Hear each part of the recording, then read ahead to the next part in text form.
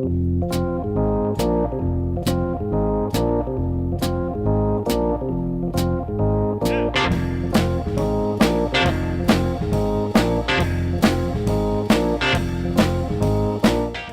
to the Two Blokes Chatting radio show on 94.7 The Pulse. Music, interviews, news and, well, Two Blokes Chatting. Now, here are the two blokes.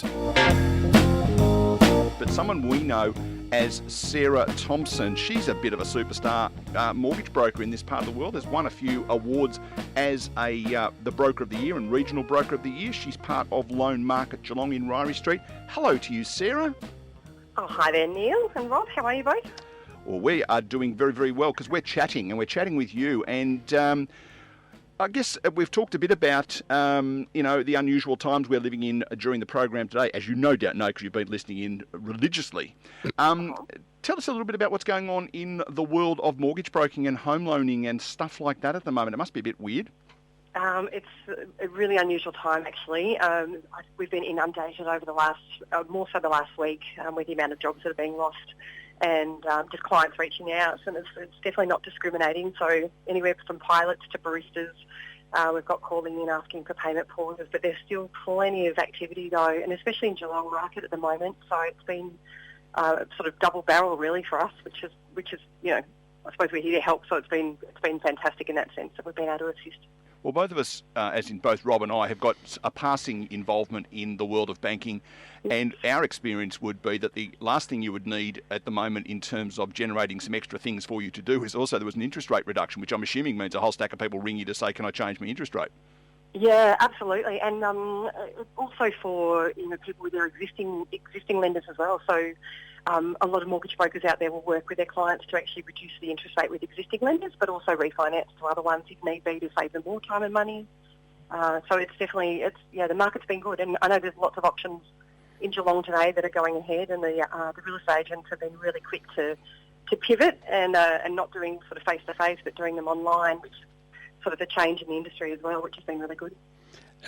Sarah, Neil has introduced me to the fact that there's some ridiculously high percentage of 60 plus of home loans are done through a mortgage broker as opposed to directly with the bank. So your role in society is massive. Now, for me sitting on the outside, I thought that was quite stunning. Why do you think it is that people first walk into your door rather than the bank's door? Well, I think there's been a change over probably the last 2 years, more so people realising what mortgage brokers do. So we use we've got, I think on our panel around 62 lenders, and lots of brokers have an amazing access to different banks. So really we've got access to all the banks that you would walk into, but a lot of the online ones as well.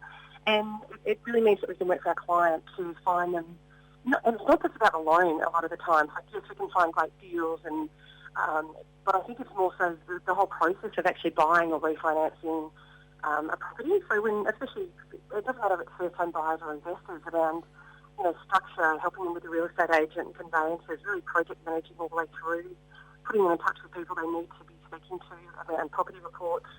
I suppose just project managing the whole way through. And I know for us at Loan Market, we're not owned by a bank, so it means it's a lot of transparency around that as well, which is great.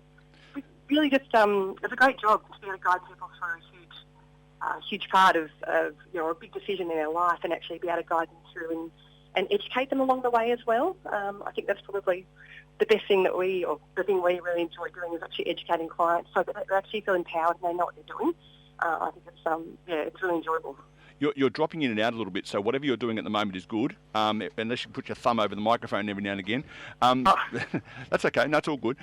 So I think, because as you would know, I have recently purchased a house, and it had been a long time since I'd done that, and I think just the fact that the market keeps moving, and I don't mean as in upwards and downwards, not that sort of moving, but just the things that are required. There's a whole stack of legislation coming through.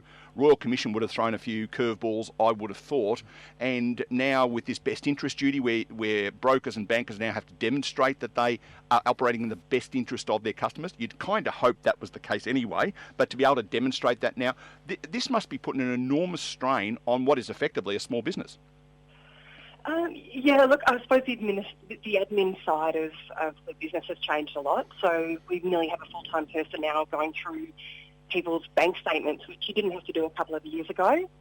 And basically it means going through and checking their expenses, seeing what they're spending, what are they getting from Deliveroo, etc. So it has been an amazing time, probably the last year since the Royal Commission, and just that maintenance. So again, just making sure when we're lodging an application for a client that we've been through with the fine-tooth comb before we send it to the bank, so that we can mitigate anything that might be on the statements or might be unusual.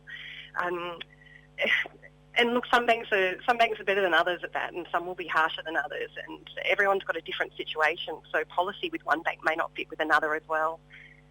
But yeah, definitely changing goalposts week by week at the moment. I wondered why. I was walking past your office in Ryrie Street the other day, and I heard someone laughing out loud, and it must have been that they were going through my bank statements at the time. That'll be what it was. So running a small business, particularly one which is face-to-face, right, which is one of the things that brokers and bankers both are required to do under, the expectation that you are getting to know your customers. How do you manage a small business when fundamentally you can't open your door, you can't actually have everyone in the office together? How are you managing that as a small business operator, regardless of what that industry is? Yeah, absolutely. I know for us, we actually moved all of our staff last Wednesday evening, so we were sort of set up ready to go, knowing what was coming, I suppose, for people losing their jobs and needing to be there for the clients. So we've basically set it up exactly as it would be at the office, but from home.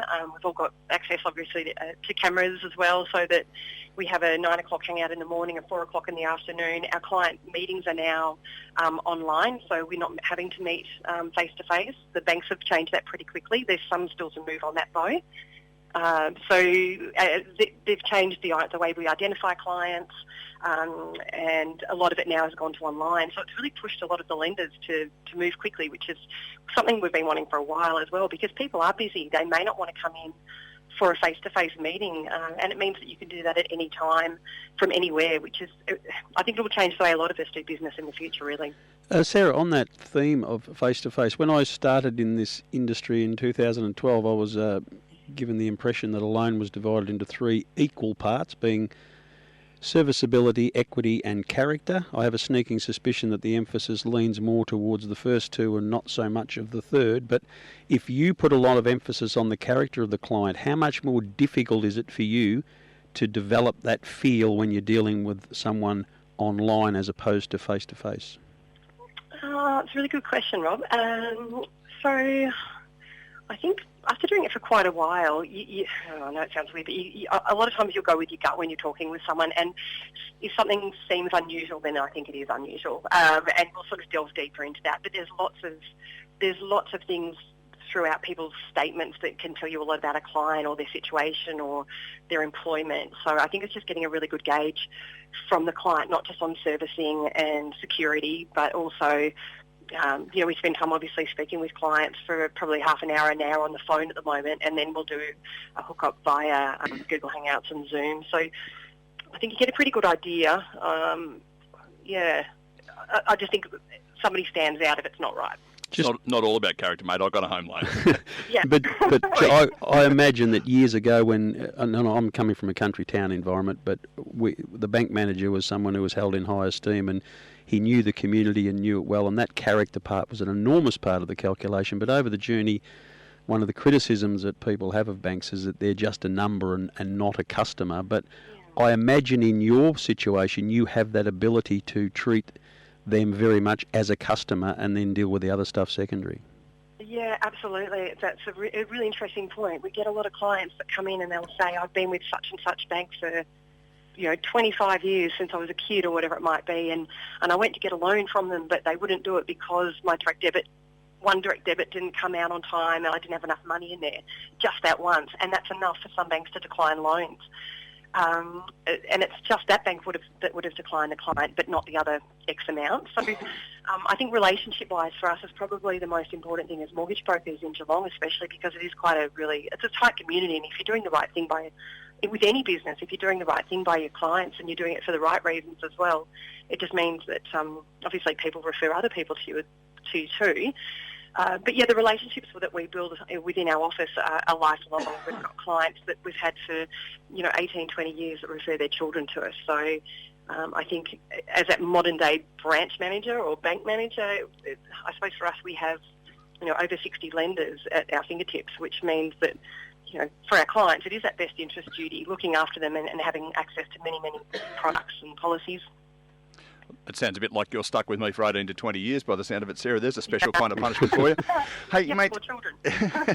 thanks for taking some time out of your Saturday morning. I know I've tried to catch you 3 times this week on the phone, and you have been in Nutsville. So I understand that for you to give up 10 or 15 minutes of your time this morning to chat to us is really kind of you, and we hope that the good folks who work with you at Loan Market in Geelong are feeling okay, and of course if there's any opportunity for them that they need to have a chat, by all means reach out to us. Yeah, lovely. Thank you. Thanks, Neil, and thanks, Rob, for that. And look, if people do have issues or are concerned, just definitely contact your bank if they need payment pauses. It won't go against your credit history either, which is good to know. So I think some people were worried about that. Great news. Thank you so much, Sarah, and we'll talk again, no doubt, very soon. Thank you, Rob. Thank you, Neil. Have a great day. You too.